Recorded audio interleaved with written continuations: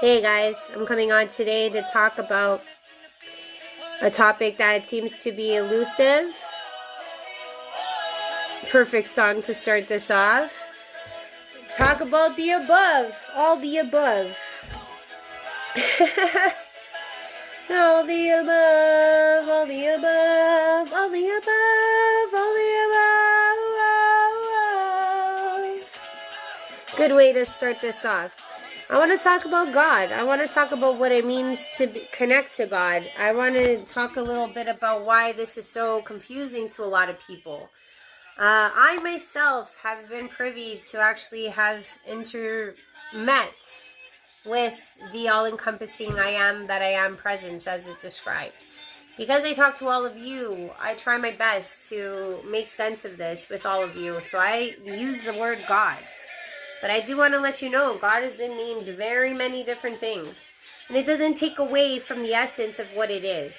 God is not something outside of ourselves. Something is within us. Our GODSELF. All the above is within us as well. And the thing is that if you spend all your life like I did, I'm going to make it easy for you. Don't spend it reading all these books like I did. Okay? I'm going to show you some of them because sometimes people are in boxes. They conform only to one version of a man-made religion, to another version of a man-made religion. And it is very, very deterrent from actually connecting to your inner self. And I want to talk about this idea because it's very important. As you connect to you and you do better things for you and the world, and you start to showcase to the world your inner self to the truest radiance as possible, you will automatically connect to God. The inner God self is where it's at. It's not outside of you. And you know what? Our brother JC, which was his one name during that one incarnation, he has had many names in different history books and different stories, much like God has as well. These things aren't important, but if you want to learn more about it, I'm going to do a little dabbling into that today. I also wanted to talk about the two downloads that I had that I think are pretty pertinent for, especially one of them is pertinent for next month.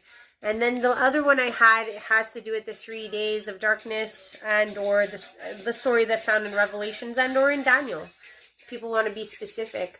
I do reference the Bible a lot, and that does happen, but it's not the only book that I've read. It is one of the youngest ones we have. Our history goes back a lot older than that. For example, I did my board again, as you can all see. I did the board, and I have some books.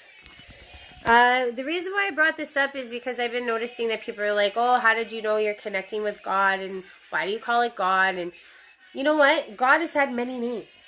An, Anu, Amun-Ra, Amma, Amun, Amen, Numu, Jaman, Ahura Mazda, Yahweh, Buddha, Confucius, Brahma. There are many, many names for God. Okay? Many names for God. But those names do not matter. All of them are the same. Okay? All of them encompass one thing, that they are an aspect of the all. These versions of what you would consider creator gods necessarily do not mean that they are the all creator. And I use the word God, okay, God. But really, when I did meet that feminine, masculine beauty, it referred to itself as I am that I am. I don't know how to relay that and say that all the time, but the I am presence encompasses all of those names I just talked about, okay? The one thing I will say that is very similar in all traditions and or religions, man-made or not, is that duality is present. It's not just present on this planet, it's present on other planets.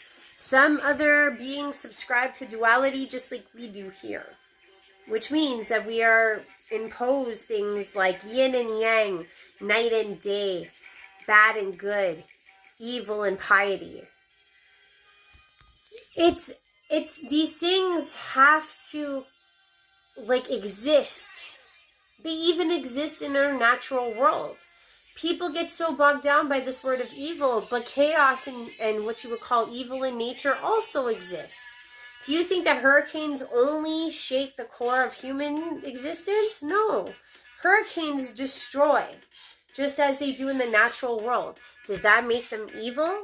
Or is it a part of the all that is nature? There's an ebb, there's a flow, there is a death and a birth.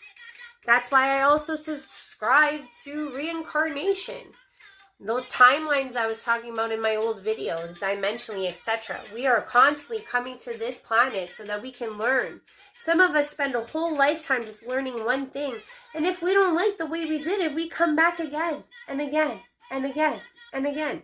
Whatever amount of times we think as a soul is fit. Okay? Because we too, as sparks of God, the all, the I am that I am presence, that is the creator of all names that I bring up today, and or our animals, existences, and aliens for that matter. I just want you guys to know like how important it is to just really connect with who you are. Show who you are to the world. And I'm still working on this. I have timelines too. I have things I have to get out there. I have parts of me that I gotta go showcase to the rest of the world as time goes on. And it doesn't matter how scary it is, because what I notice is the closer I get to this understanding of who I am, the closer I have that connection with God or Father and Mother, whichever way you want to see it. Even our brother Jesus came as multiple characters: Dionysus, Sananda, Mithras, Osiris, Attis, Adonis, Oannes. That's just a few. But it doesn't take away from what the message was of all those people. The message is what is important, not the messenger. So sometimes we get bogged down by these names. Like, for example, we have the story of Noah. You know, that people are like, oh, the deluge came. Well, if you haven't heard about the story of Gilgamesh, give it a read. The reason why I bring that up is because sometimes we're bogged down, like I said, by these ideas of man-made religions like Christianity, that we don't even start to read things that are older. Like the Dogon tribe, when I mentioned the god Numu, right? This is like 5,000 years old. No one's really talking about that. But you know what? They're talking about gods that came from the Sirius constellation. And you know how they knew that that was true? Because these stories were sold that even our modern day, it wasn't until like the 1970s that we had the actual telescope to see the Sirius constellation. And you know what's funny is that those old people carving away in those caves managed to show where the Sirius constellation was to an exact degree. Okay? 5,000 years ago, before we even had the technology in our modern day to find it. So what I'm trying to say is that it doesn't matter what you subscribe to. There's so much history. There's so much stuff that doesn't make sense. But what is the same is our connection to source, our connection to the I am presence. That is only found by you connecting with your inner self and becoming the best you could be. And that's why I love doing the readings that I do, because I truly feel like when I'm making or getting you to connect with you, you're healing yourself. You heal you. Your innateness, your actual understanding of self is what connects you with God and nothing else. No church, no synagogue. You know, it's good to give homage. It's good to pray. It's good to do all those things. The reason being is because you're manifesting. You're praying, you're manifesting. Even for those that subscribe to Wiccan, agnostic Wiccan traditions, you know, that talk about spell work, words are powerful. Same as prayer, or writing them, or actually using spell work, which is similar to a prayer that can be both malevolent and benevolent at the same time. Because the thing is that you're casting out words into the ethers, manifesting your existence. So if you get stuck on these ideas about, you know, bad and good and evil and piety, yeah, they are energies that exist concurrently with all of us. And it's up to you to decide. Do you listen to the devil or do you listen to the angel? You choose. You have the power to connect. You have the power to choose how you see your world, how you shape your world, how you make your world. So if you're looking to connect with God, look within you. What are you doing to connect? Are you being good to your brothers and sisters, or are you only focusing on wealth and things to fill that void of existence that you can't explain away? And the minute that almost every story that you ever see, even not Jesus so much, but there's other stories of other kings, I would say like Siddhartha is a good one, where they relinquish all of their riches. Why? Because riches cannot connect you to you. You just get more distracted with things. But you're still as miserable even though you have all those things. So the real key is to make you happy doing what makes you happiest. And as you pursue those things, and as you try to do what's greatest for yourself, greatest for the planet, greatest for your community, God will just align. It's not in a book. It's not in a building. It's within you. All of our avatars decreed this. Follow their path. Follow their teachings, and you will find the same. So I just wanted to say that. I love you all. Oh, yes, sorry. If you like what I'm saying, subscribe, like, share, comment, whatever it is. But I did want to share the last two. Like I said, I had some prophetic downloads. One of them I'm very concerned with. I've even messaged a lot of my friends that are in the California, Baja. Like I was saying, there's going to be a lot of seismic activity in South America. There's like some type of arching belt, there's that like little thin connector between the South and the North Americas. I feel like on the west coast of that, like we're California down Baja way to the back of South America, there's going to be a lot of hurricanes that are going to be hitting, and that seismic activity as well throughout that time is going to cause a lot of tsunamis within that west region. I am very fearful of this happening within maybe late July.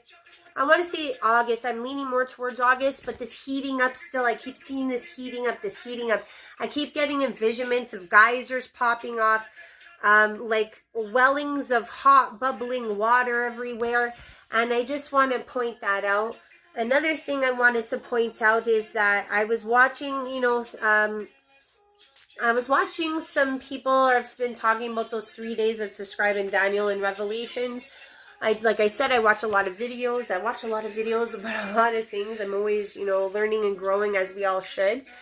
And as I was listening to this man's rendition, I swear I was getting downloaded an actual version myself, and I thought I would share it.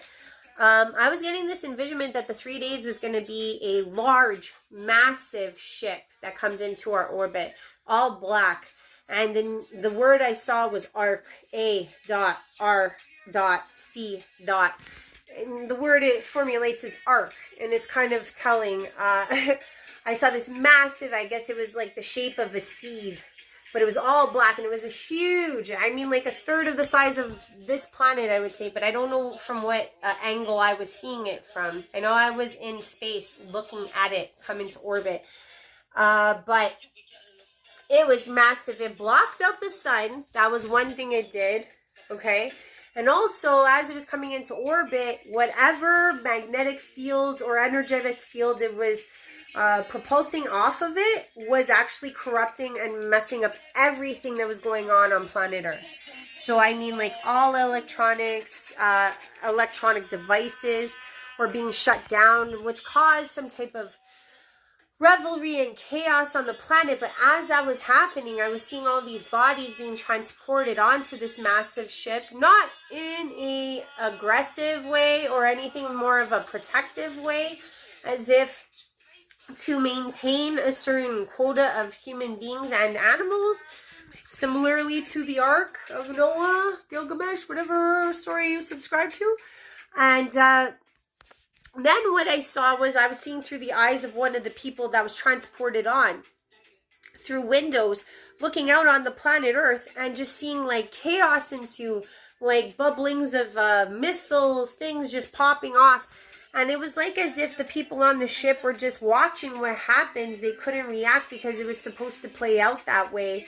And I guess when the humans were brought back to Earth after all the desolation, destruction that ensued through that time that they were up there, they came back down to the planet to restart stuff with a better understanding that man left to their own devices will start to always shift to a fearful, malevolent nature.